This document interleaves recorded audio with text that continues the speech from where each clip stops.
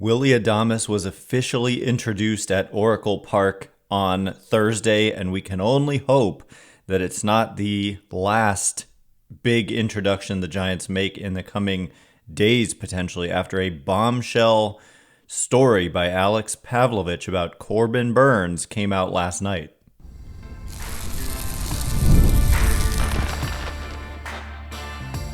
You are Locked On Giants, your daily San Francisco Giants podcast. Part of the Locked On Podcast Network, your team every day.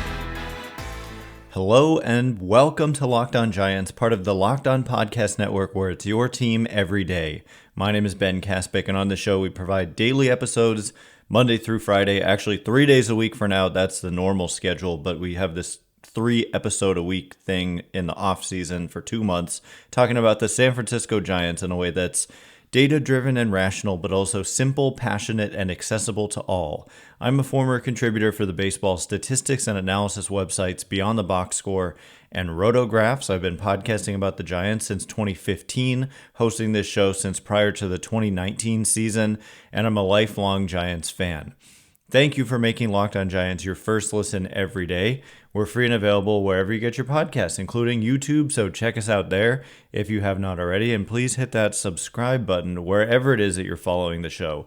Today's episode is brought to you by Game Time. Download the Game Time app, create an account, and use code LOCKEDONMLB for $20 off your first purchase. And coming up on today's show, we're going to get into what I think was an article that went under the radar relative to what it said that came out last night from Alex Pavlovich of NBC Sports Bay Area.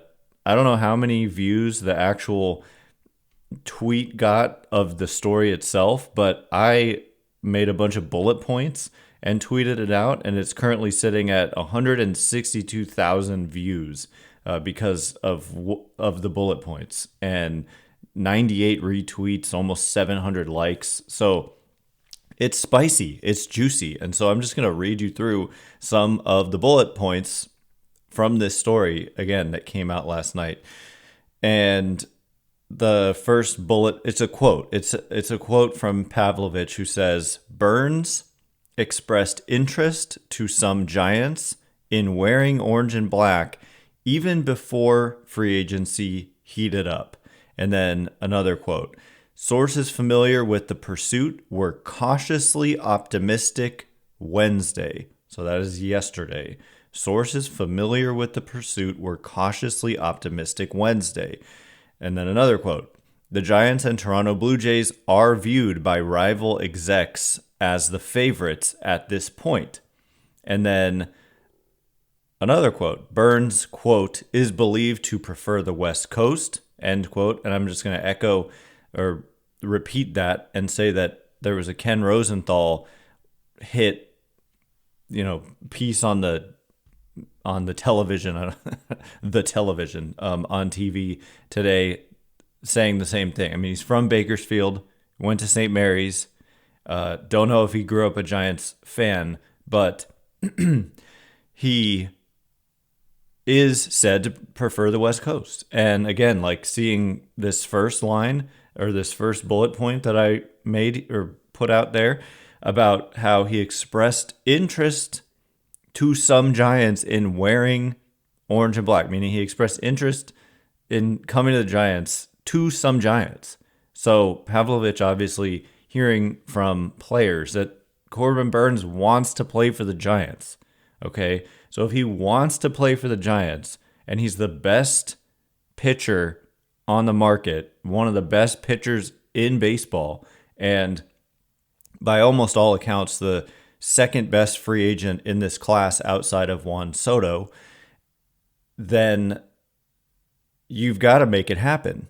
And this is where we say, well, are they willing to spend? And then we get to the final bullet point here, which is, quote, "The new regime," which is, and this is Ben talking here, what he means is the new front office led by Buster Posey, continuing on with the quote, "already has convinced ownership to spend more this offseason than was previously planned.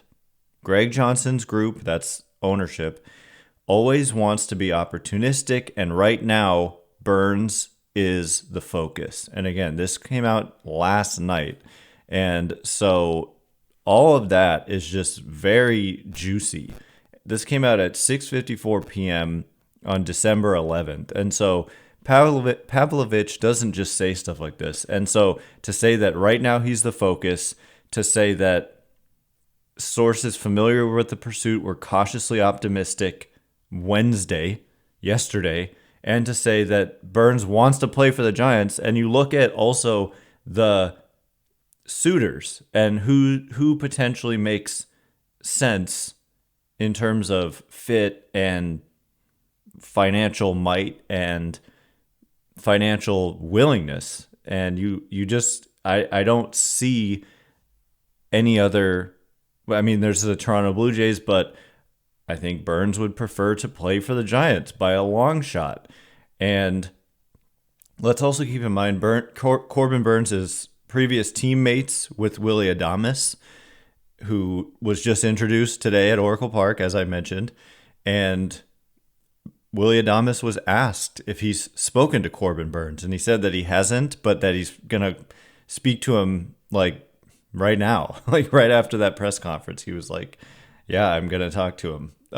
And also Zach Manassian, the Giants general manager, was part of the Brewers organization. I don't know if it was when they drafted Corbin Burnes. Yeah, he was there forever. So I believe so. But also I've read somewhere this offseason that Manassian was such a proponent of the potential of Corbin Burnes that he urged the front office to make him virtually untouchable in trade talks. And this was before Burnes became what he became. And so that was the foresight of Manassian as a scout in seeing that. So there's probably a strong relationship there, or at least some kind of relationship there between Manassian and Corbin Burnes.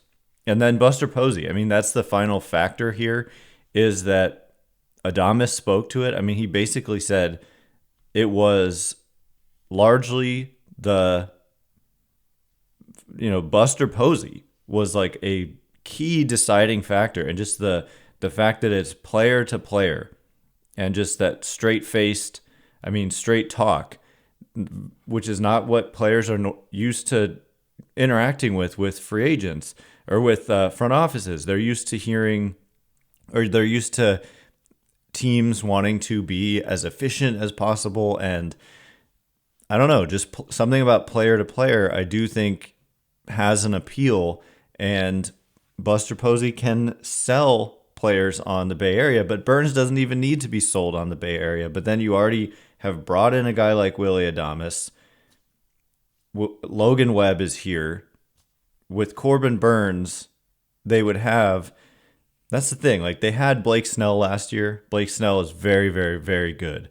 But durability is an issue with Snell. Durability has not been an issue with Corbin Burnes, which is why he's widely expected to get significantly more money than Blake Snell got. And if you look at it, I mean, he's pitched close to 200 innings in each of the last 3 years. He eclipsed it in 2002. Coming up in just a minute, I do want to get into the number. Like, what would you be getting, for those of you unfamiliar with his game, what would you be getting in Corbin Burnes if the Giants are able to get him?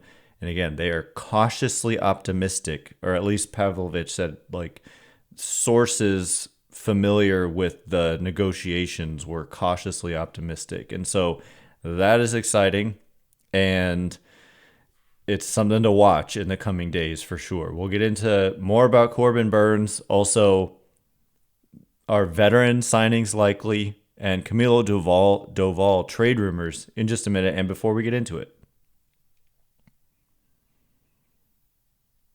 Today's episode of Locked On Giants is brought to you in part by FanDuel, America's #1 sportsbook, and for good reason. Get ready to tackle the NFL action with FanDuel, America's #1 sportsbook, because right now new customers can bet $5 and get $150 in bonus bets if you win.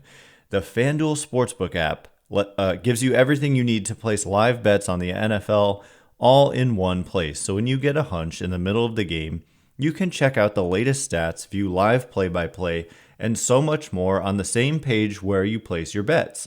Just visit FanDuel.com to join today, and you'll get started with $150 in bonus bets if you win your first $5 bet. And as I've been saying, I'm just looking for the most lopsided odds I can find, placing that $5 bet, hopefully coming through with it, and then there we go, 150 in bonus bets. That's at FanDuel.com.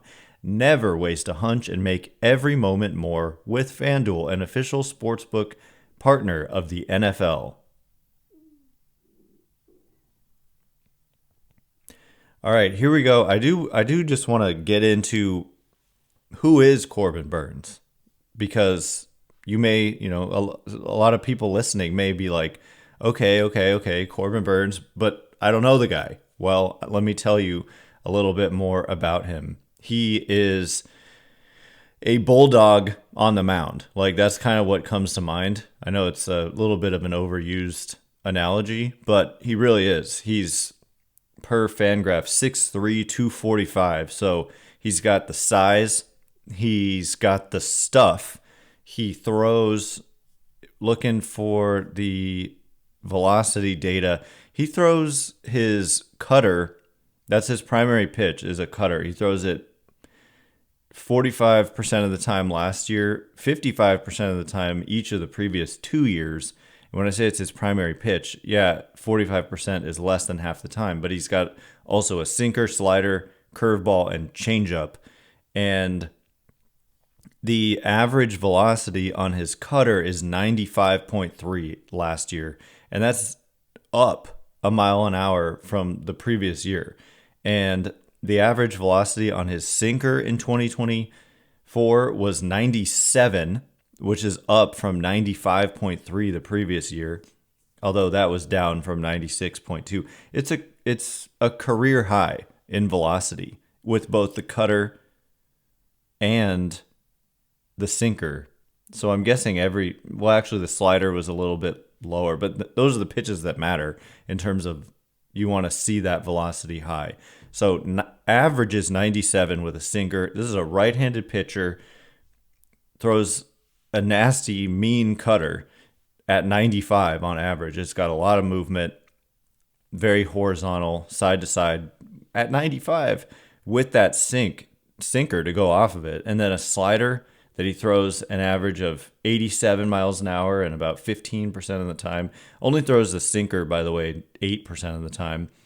Throws a curveball on average about 80 miles an hour, 22% of the time. And then throws a changeup 89 miles an hour, 11% of the time. And the reason I got into the velocity stuff was because I don't want to say has been some concern. I'm concerned when I look at the decreasing strikeout numbers. People smarter than me could probably try to figure out what's going on here. If you look at 2021, Corbin Burnes struck out 35.6% of batters. More than a third of every batter he faced, he struck out in 28 starts, 167 innings.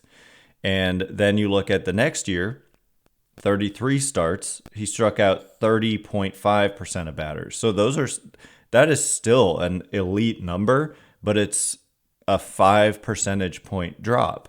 And then if you look at 2023, in 193 and 2/3 innings, 32 starts, he struck out 25.5% of batters. So another 5 percentage point drop. 2 straight years with a 5 percentage point drop. So overall, from 2021 to 2023, it was a 10 percentage point drop. And then this year, it dropped again. It didn't drop as far, but it was only 23.1%. And so at that point, we're getting close to league average territory when it comes to strikeout rate for Corbin Burnes. And so I actually want to just verify what exactly was the league average strikeout rate for starting pitchers, because relievers are going to have a little bit of a higher rate there. But for starting pitchers, the average strikeout rate was 22.0%. So For Corbin Burnes, he was at 23.1. So again, that is close to league average. He commands the baseball. Walk rate this year, 6.1%. Career, 7%. League average for starters this year was 7.6%. So command's not really an issue for Corbin Burnes. He's just been tough to hit, though. Like, consistently, if you look at the batting average on balls in play against him in his career, we're talking about 1,000 innings pitched. So he spent several years as a reliever, and so he doesn't have a lot of mileage on that arm. He only has thrown 903 career innings, despite being 30. Sometimes you have guys this age who have thrown like 2,000 innings, and he's not even at 1,000. And so that's a plus for me. But anyway, I do not know how to explain that. His career strikeout rate is 28.8%. Since he became a full-time starter, his career strikeout rate 28.4%. But again, this year it was down 5 percentage points from that. And so I don't know. However, he's held opponents to a 268 average on balls in play, which is well below major league average. And when you do that consistently, it makes sense given his pitch mix. He's just tough to hit, even if he's not overpowering you with strikeouts. Now, given the velocity, I would not be surprised to see the strikeout rate tick back up. Are we ever going to see it at 36% again when it's fallen all the way to 23? Probably not. But at the same time, when all is said and done, he did have, despite the close to league average strikeout rate this year, in a tough AL East environment, a 2.92 ERA with a 3.27 expected ERA, 3.55 fielding independent pitching. So the year before that in Milwaukee, a 3.39 ERA, 3.38 expected ERA. The year before that, 2.94 ERA, 3.05 expected ERA. So he's just been elite. I mean, in his career, he's got a 3.19 ERA, a 3.21 fielding independent pitching. He is 30 years old. You are talking about a contract that, like, that is the only question, is does a team like the Blue Jays just blow them away out of desperation? And when I say desperation, because they were in on Juan Soto, they were in on, I think, Max Fried. They just have wanted to they were definitely in on Shohei Ohtani. There's a sense of desperation, I think, from that front office. And so are you going to just offer this guy $300-something million and the Giants are like, look, we love you, but 250 is pushing it anyway. And there's 50 million more. And maybe if you're Corbin Burnes, that is a deciding factor. That's definitely possible. But at the same time, maybe he's the kind of guy who would actually take a lesser offer to play for the team he wants to play for. And the Giants want him from this report by Pavlovich. And why wouldn't you? And he seems to want to play for the Giants. And so the key thing, though, is hearing that ownership. I'm going to reread that bullet point. The new regime already has convinced ownership to spend more this offseason than was previously planned. And so that is worth pointing out because it's not like they've already spent more than was previously planned. Their payroll compared to last year is down like $40 million right now. And that's not necessarily accurate based on the signing bonus. It's maybe more like 30. I don't have the math pulled up, but we got details on the payout of the signing bonus of Willy Adames. It's paid in equal installments over 2 years, and the salaries are lower. He's only making $10 million in each of the first 2 years, plus the signing. I think it's $22 million, so I got to add another 10. So they're at like 177, roughly, approximately, as an estimate. And last year, their final payroll was about 206. And so the reports that they wanted to reduce spending. They're still well below. That's $30 million below where they were last year, if all these numbers are correct on roster resource on Fangraphs. So to hear a report that ownership has been convinced to spend more, they haven't spent more yet. And so that would tell me like they're willing to do what it takes to sign a player like Corbin Burnes, who, just for the record, the predictions were ranging from 200-ish to 225 initially. But then Max Fried came out here and got $218 million from the Yankees. And so if you're Corbin Burnes, you can reasonably say, I should be making more than Max Fried, given Fried has a little bit more of an injury history. Fried is not overpowering in the same way, although Burnes hasn't been overpowering the last couple of years. Very good, and the stuff is overpowering. The strikeout numbers just haven't been overpowering. But everybody expected Burnes to get more than Fried, and so I expect Burnes to get more than Fried. And I think now it's realistic to think he's going to get closer to 250 or beyond, somewhere between above 250 and below 300 is where I would expect it to be over 8+ years now for Corbin Burnes. And so will it be the Giants? I think it very well might. And this report by Pavlovich underscores that possibility. And so the Adames press conference is out of the way, so Buster Posey can get back to work. And in New York, the Juan Soto press conference happened 30 minutes later. And of course, Scott Boras was there, Soto's agent. And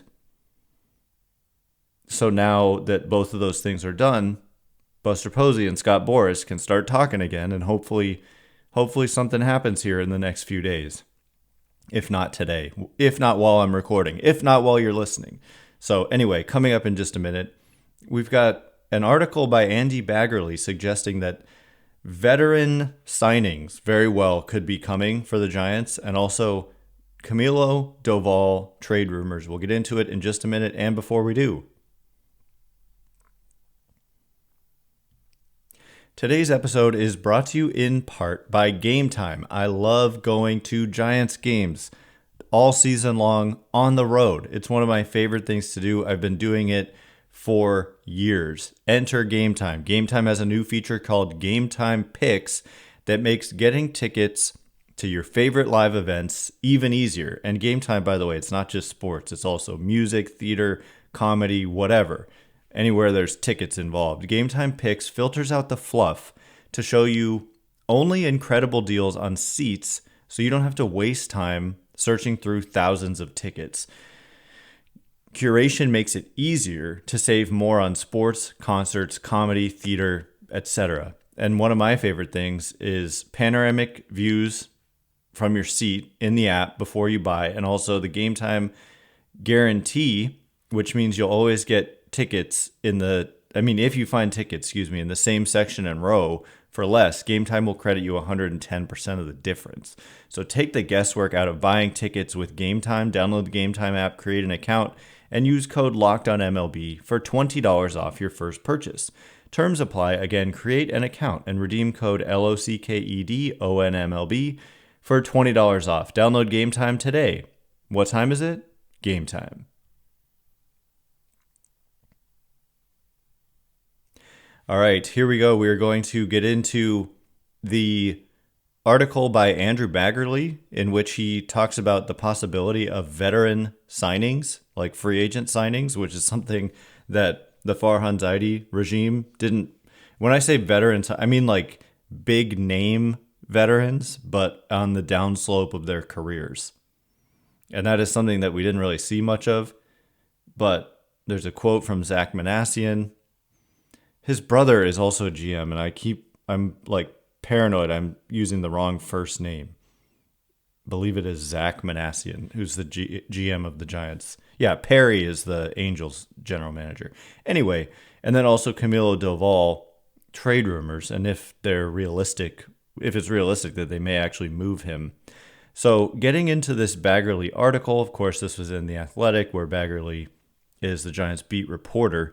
And he says, quote, Paul Goldschmidt, Max Scherzer, Justin Verlander, the Giants sure sound willing to engage with any or all of those one-time perennial all-stars while addressing short-term needs. And then here's the quote from Manassian that I was referring to. He says, name value to our fan base is important. And Manassian said this before departing the winter meetings on Wednesday. Quote, it's never going to be something we understate. We wouldn't bring someone just for the name value, just for name value. We want to make sure they can perform on the field. But in my personal experience, I've been fortunate to see players revive their careers when maybe others thought they were done. And then Baggerly gives some examples of that with, I think, Jim Edmonds on the Brewers was an example that was given. And then Manassian continues, it's not only about the value they can still potentially bring on the field. You're confident, given their experience, that they can create value in the clubhouse as well. We not only want to create a good culture, but also a chance for players to learn. I've been in that clubhouse on a daily basis. He means when he was a assistant for his dad, who was a clubhouse manager.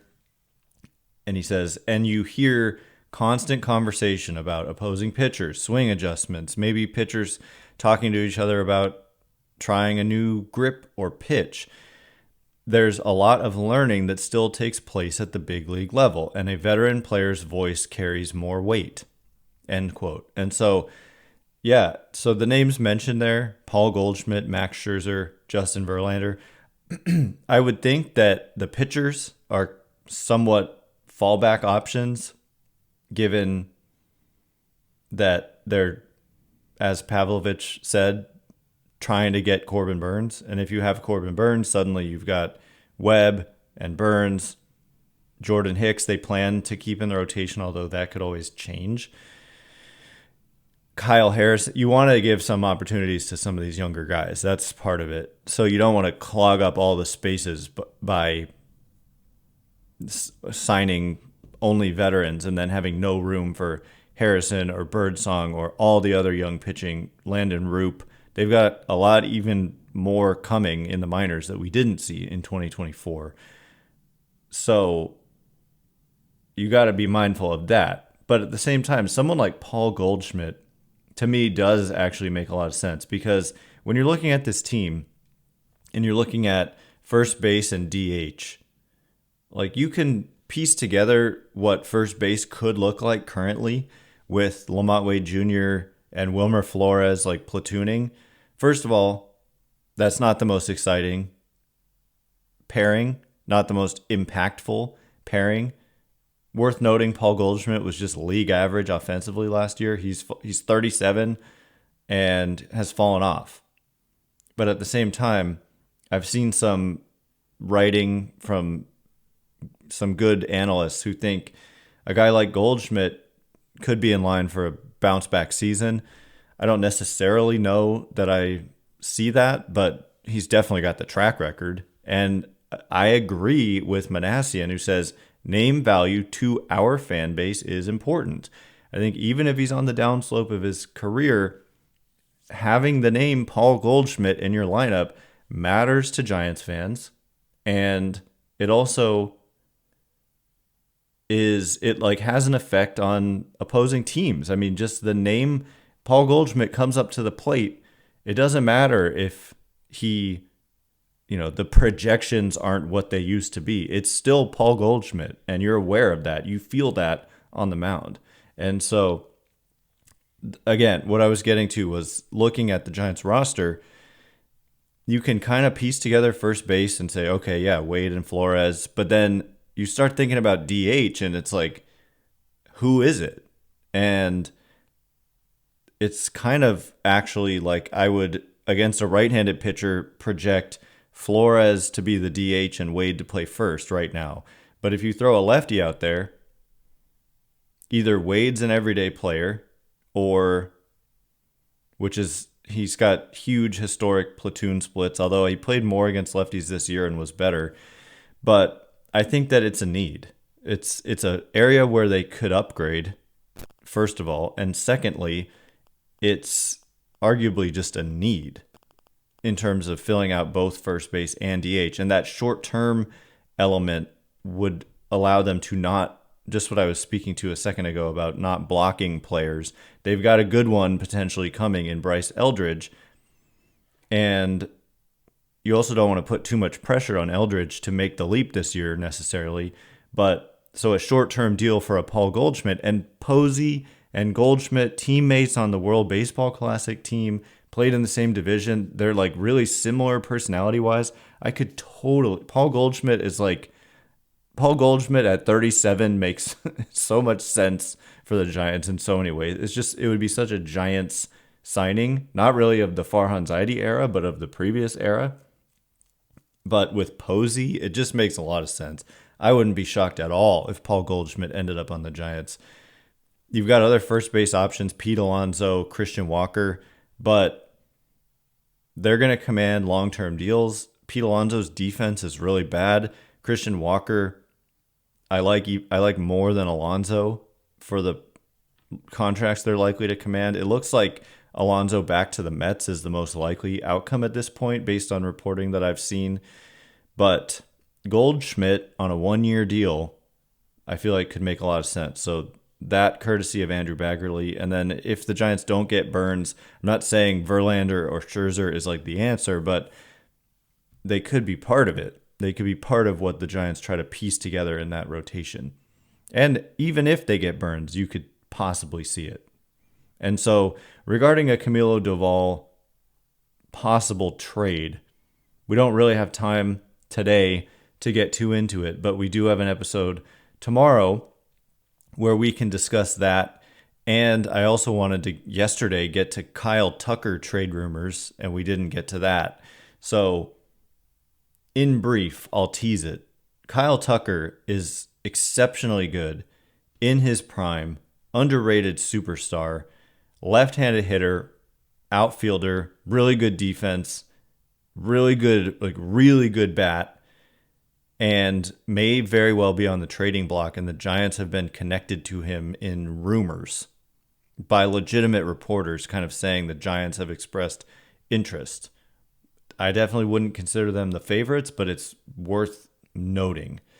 And as it goes for Doval, it might make sense that they would entertain this, and it certainly makes sense that teams are interested, but there may or may not have been some cold water thrown on the idea by Buster Posey. So we'll break that down tomorrow, and anything else that goes down. We may even throw out a prompt for some mailbag questions to get to either tomorrow or on Monday, or at least early on next week, as we are 3 days a week for now. Once again, though, that is all the time we have for today. Thanks again for making Locked On Giants your first listen today. For your second listen, find Locked On MLB. Baseball guru Sully brings a daily blend of humor and baseball, keeping you updated on every rumor and story throughout the offseason. Find Locked On MLB on YouTube or wherever you listen to podcasts. Once again, my name is Ben Kaspick. Check me out on Twitter or X at Ben Kaspick, Kaspick. If you like this show, please consider rating it or leaving a review. It helps me out a lot, so thank you in advance, and thanks to everyone who's done so already. Can't wait to be with you again tomorrow. Thanks again for listening. You are now Locked On Giants.